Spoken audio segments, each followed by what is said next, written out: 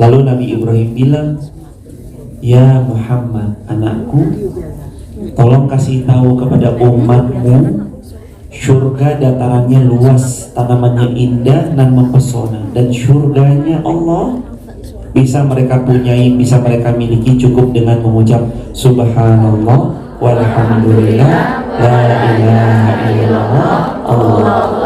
Terserah stylenya mau yang kayak gimana tuh terserah. Boleh stylenya yang datar tadi Subhanallah walhamdulillah wa la ilaha illallah Allahu akbar. Boleh stylenya dengan Subhanallah walhamdulillah dan seterusnya. Atau boleh stylenya dengan Subhanallah walhamdulillah seterus. Pokoknya semua style-style itu boleh. Semua style tadi boleh. Yang penting yang nggak boleh itu yang modelan kayak gini. Subhanallah jadi banallah banallah banallah. Allahu akbar jadi bar. Yang style gitu tuh enggak ya jemaah. Itu ada di hadis Muslim. Bilang pada umatmu, wahai anakku Muhammad, surga luas, luasnya itu luas seluas langit dan bumi, dan Allah siapkan untuk mereka dan mereka bisa beli tanahnya. Tanahnya gimana cara belinya? Cukup dengan mengucap Subhanallah walhamdulillah la ilaha illallah Allah. Satu kafling sudah punya semuanya. Bayangin kan? Kita beli kafling di kota kita masing-masing, mahal atau mahal? Tapi dengan zikir bisa semuanya? Ayo, mau punya berapa kafling di surganya Allah? Sebanyak yang kita ucap dari tadi. Kalau kita makin banyak ucapnya Subhanallah walhamdulillah la ilaha illallah Allahu akbar, makin banyak kafilnya kita. Yuk, punyai yuk. Sebelum nanti kita tanya jawab, ayo kita punyai kafling istana di surganya Allah. Subhanallah walhamdulillah wa la ilaha illallah Allahu akbar wa la hawla wa la quwwata illa billahil aliyyil azim. Lisan jangan sampai berhenti pikir. Kita nih di tanah rantau, kita paling butuh ditemani Allah. Masing-masing kita kan berjuang sendiri-sendiri, betul? Maka kita butuh Allah temani, Allah bersamai. Gimana mau ditemani Allah kalau kitanya nggak zikir? Nanti Allah pergi. Maka banyak zikir, banyak minta sama Allah, nanti Allah temani dengan sebaik-baiknya. Dan terakhir, stop video hari Senin. Dari Ahad sampai satu doa yang pasti benarnya. Udah belum? Udah siap? Doa aja. Pokoknya saya senang tuh bagiin amalan-amalan, doa-doa ringan. Udah? Satu doa yang pasti benarnya sesiapa baca doa ini, Allah karuniai kasih sayangnya Allah. Bahkan kata Nabi, kalimatani khafifatani ala lisan thaqilatani fil mizan habibatani ila rahman. Cukup ucap kalimat ini, auto dicinta sama Rasulullah, auto dicinta sama Allah Azza wa Jalla. Apa doanya Ustaz? Subhanallah wa bihamdi subhanallahil. Dan gak ada yang bisa mengalahkan siapapun orang yang mengucap doa yang tadi, kecuali yang membaca lebih banyak dari orang yang baca itu. Doanya apa? Subhanallah wa bihamdi subhanallah. Mari amalkan, mari sebarluaskan. Udah? Udah banyak kan? Itu jemaah posting sehari satu, jangan banyak-banyak. Kadang-kadang kita itu juga harus pertimbangkan ya jemaah. Mohon maaf ya jemaah, mohon izin, mohon maaf. Enggak, kalau ini gelas, ini digerojok 3 botol, digerojok. Sedangkan kapasitasnya itu cuma 1 botol. Kira-kira luber apa luber? Luber. Seperti itulah ilmu. Kalau emang kita tahu, baru bisanya nge-share sehari 1, share aja. Sehari 1, sehari 1, sehari 1. Nanti kalau kita ngeliat udah agak, oh iya nih, orang tuh kalau diingetin baik, walaupun kitanya belum baik, pasti seneng kok. Walaupun awalnya marah, diingetin sholat, ayo sholat. Alah, apa toh? Tapi dalam hatinya tuh pasti seneng. Coba jamaah update status, ngaji tentang kebaikan gitu. Tiba-tiba jamaah nggak update status 7 hari. Ditanyain nggak? Hei Besti, masih hidup kan? Saya kangen loh Besti, mana story-story WA-nya? Dikangenin. Maka 4 tadi yuk kita mau belajar pulang dengan tenang. Yang pertama apa? Ridho. Yang kedua, siap memaafkan? Siap memaafkan yang tidak setia? Siap memaafkan kalau ada yang kurang-kurang? Siap memaafkan kepada musuh bebuyutan? Insya Allah yang paling keras, karena paling kerasa banget ya. Kan maafin itu bukan cuma sama orang yang gak kenal. Kalau gak kenal dia datang minta maaf mah gampang. Ustaz, mohon maaf lahir batin ya, saya gak kenal. Oh iya, maaf juga ya, gak kenal kok. Tapi kalau musuh bebuyutan dimaafkan, sulit atau sulit? Tahu kenapa memaafkan musuh bebuyutan sulit? Karena hadiahnya surga. Kalau mudah memaafkan, hadiahnya gelas. Maafin aja, maafin. Yang ketiga apa tadi? Berserah. Serahkan sama Allah, Allah mudahkan semuanya. Yang terakhir, apa yang terakhir? Banyak-banyak doa. Udah punya stok doanya dari tadi sampai akhir, stok doanya banyak. Itu doa diamalkan, bukan cuma jadi pajangan, bukan cuma jadi koleksi. Terutama doa tadi tuh, kalau lagi kehilangan dan pengen diganti sama Allah yang lebih baik, doanya Allahumma ajurni fi musibati wa akhlif li khairan minha. Doa itu Ummu Salamah, Abu Salamahnya kan meninggal, Ummu Salamah kan sendiri. Pas suaminya meninggal, beliau doa tadi. Tapi beliau bilang, siapa yang lebih baik? Ternyata yang datang melamar adalah Rasulullah Muhammad SAW. Suaminya meninggal, diganti sama suami yang lebih baik, yaitu Rasulullah SAW. Ini azan? Alhamdulillah. Saya mau 3 penanya, dari depan 1, dari tengah 1, dari belakang 1, dari kanan 1, dari kiri 1. Lah totalnya 3, gimana ceritanya? 5 jadinya. Berarti 5 ya jemaah? Iya.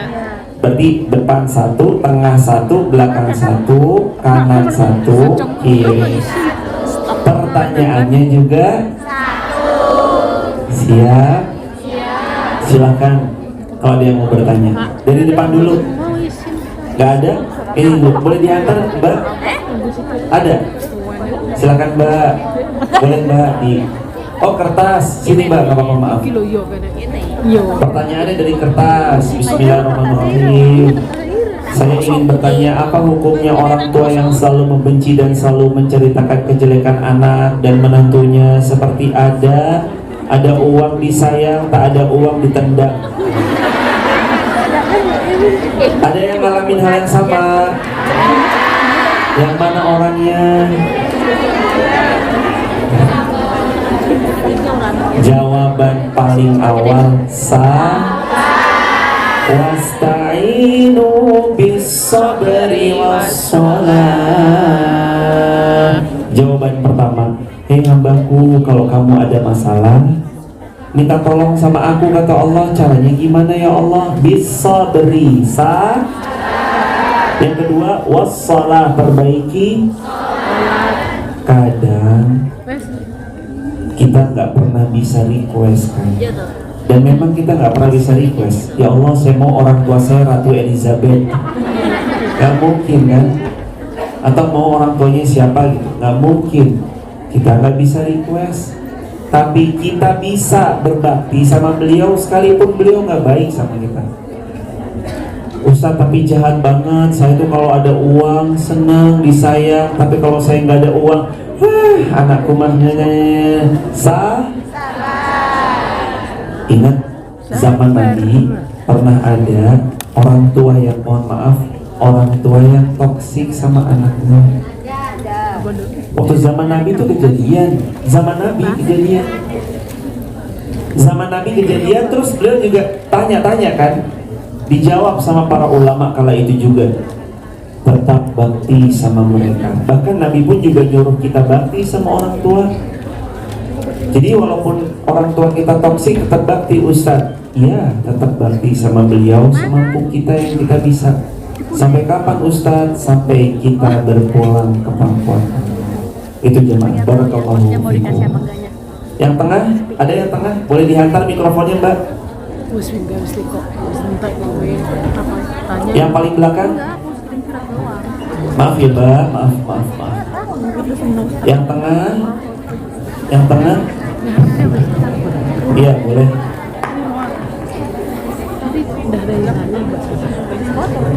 Assalamualaikum warahmatullahi wabarakatuh. Salam takdim kepada Ustaz Ugi, salam takdim Ugi kepada Ustadz Antar Bibo.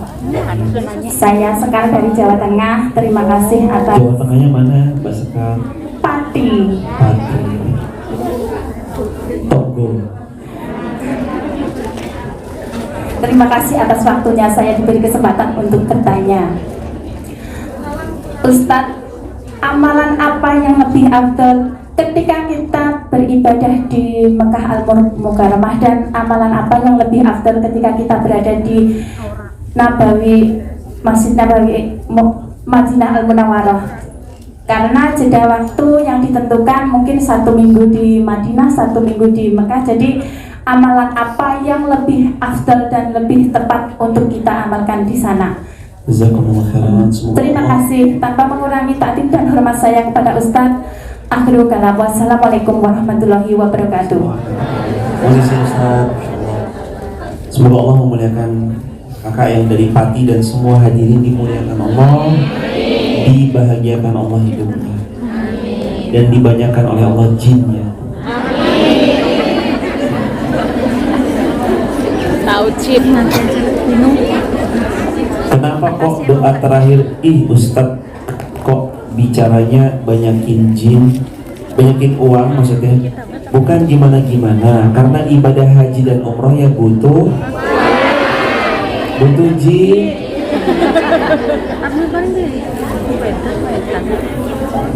Kira-kira lebih bahagia hanya sekedar dihadiahi umroh atau kita umroh dan menghadiahi umroh orang lain?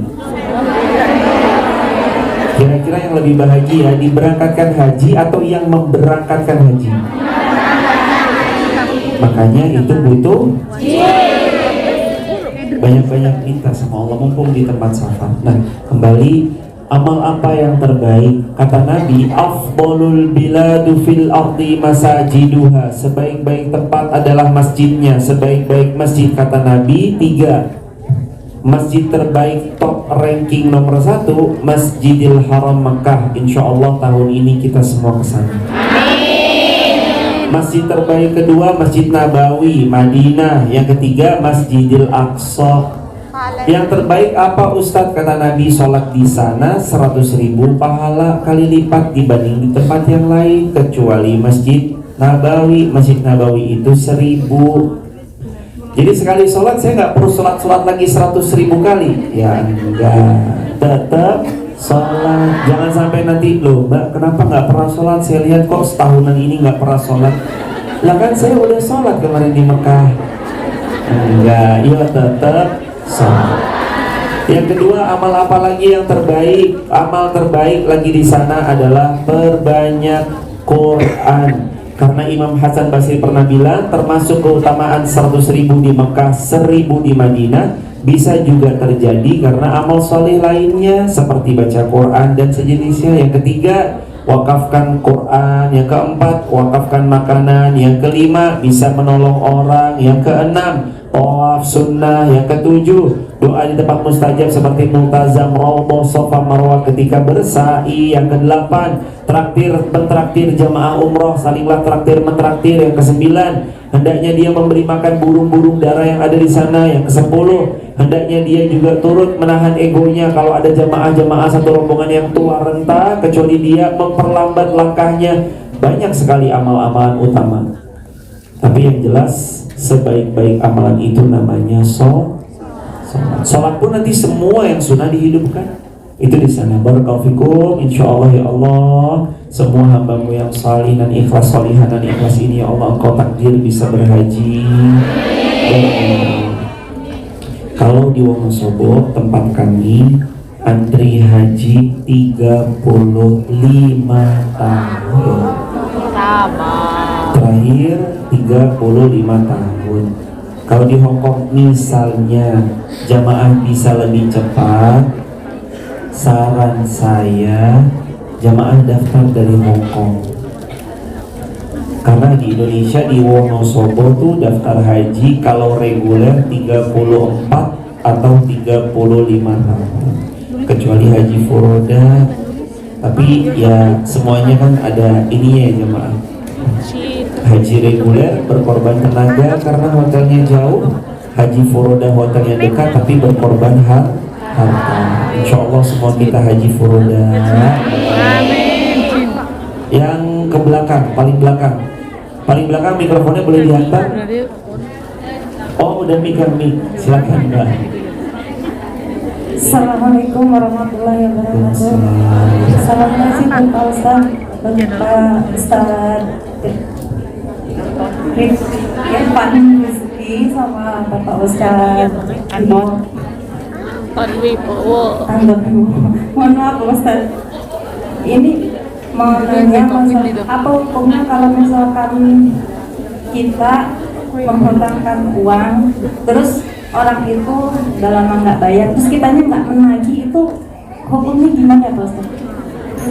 Satu ayat terpanjang dalam Quran, Al-Baqarah 282. Ayat terpanjang bukan tentang cinta, ayat terpanjang bukan tentang pernikahan. Ayat terpanjang dalam Quran adalah tentang Ya ayyuhalladzina amanu idza tadayatum bidainin ila ajalin musamma faktubuh. Hei orang beriman, kalau ada transaksi utang piutang, faktubuh, dicatat. Ustaz, saya udah catat, dia punya utang, tapi saya tuh mau nagih, dianya lebih galak. Banyak yang kayak gitu. Pas datang minjem nangis-nangis, pas nagihnya Galak-galak. iya. Terus gimana Ustaz kalau saya nggak nagih, apakah dosa? Tidak berdosa kalau tidak menagih, karena kita tahu kita tagih malah dimarah-marahin. Ustaz, tapi uangnya butuh. Yang pertama, kalau memang butuh uangnya tetap tagih walaupun kadang dimaki-maki. Tapi saya kalau dimaki-maki nggak sanggup Ustaz. Antara dua, ikhlaskan atau tidak ikhlas, tapi nanti di akhirat balik. Jadi kalau saya misalkan ya, saya menghutangi orang misal 1 juta, terus uang itu kok nggak dibalik-balikin. Jamaah tenang, di dunia memang nggak balik, tapi di akhirat pasti Balik. Kadang bayarnya bukan pakai dinar wala dirhaman wala mata, nggak pakai dinar, nggak pakai dirham, tapi bayarnya pakai pahala atau dosa. Jadi nanti orang yang berhutang itu pahalanya dikuras, dikasih kepada yang menghutang. Na'udzubillah min dzalik.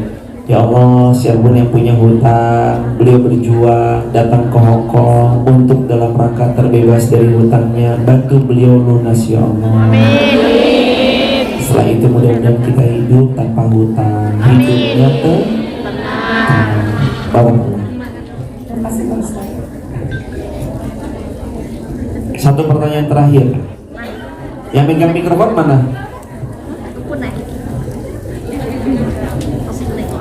Assalamualaikum warahmatullahi wabarakatuh.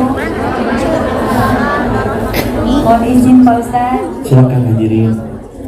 ada satu pertanyaan. Apa hukumnya saya di sini, ya maaf Pak Ustaz, saya jualan, tapi hasil jualan itu maaf saya buat daftar haji. Itu satu pertanyaan, apa hukumnya, dan minta doanya Pak Ustaz. Semoga saya diberi kelancaran rezeki, karena 11 tahun suami saya udah dipanggil sama Allah. Kemudian ponakan adik saya pun 2 masih kecil-kecil. Adik saya meninggal dunia, otomatis saya sebagai kakak, ya bagaimana dengan dia. Terus semoga Allah mudahkan saya mewujudkan cita-cita anak saya. Dia ingin menjadi apa?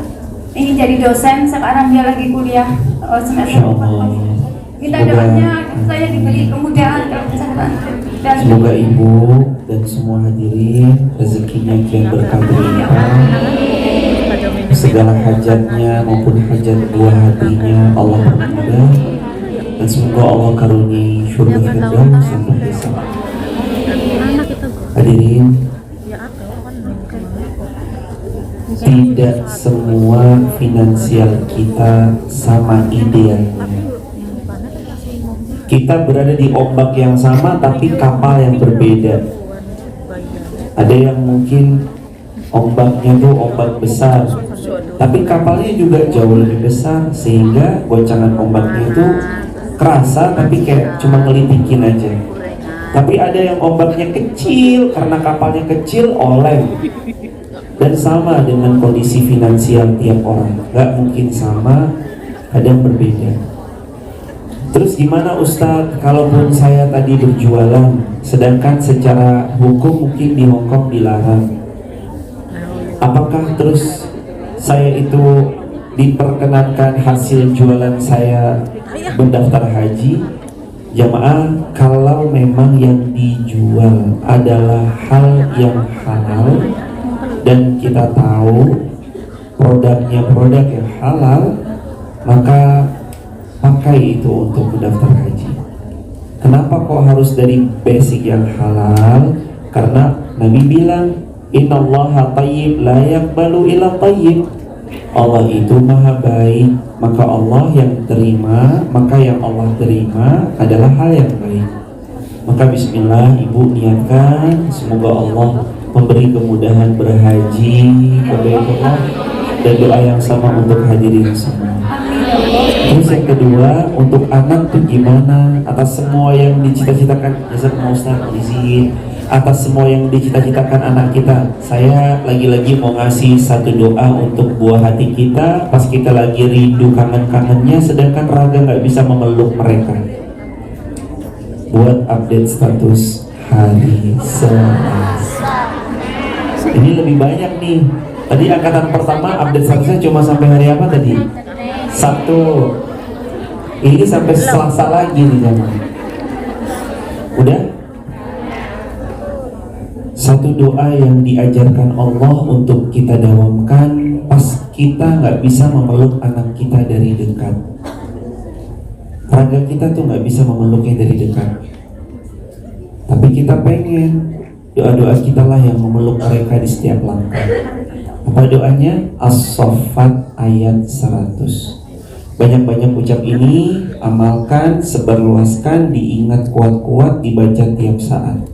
Rabbi habli minas sholihin. Karena doa inilah Nabi Ibrahim dihadiahi Ismail. Karena lantaran banyak doa inilah Nabi Ibrahim dapat Ishak. Ismail dan Ishak orang yang saleh. Maka ibunda, semua hadirin yang datang, kalaupun raga tak bisa memeluknya, doa yang akan menemani tiap langkah mereka. Rabbi habli minas sholihin. Baca doa banyak-banyak, mari amalkan, mari sebarluaskan. Terima kasih banyak Pak Ustadz atas Amin. penjelasannya. Sehat selalu Ibu. Hadirin, mari kita bersolawat pada baginda Nabi. Setelah itu kita tutup dengan doa bersama-sama. Sallallahu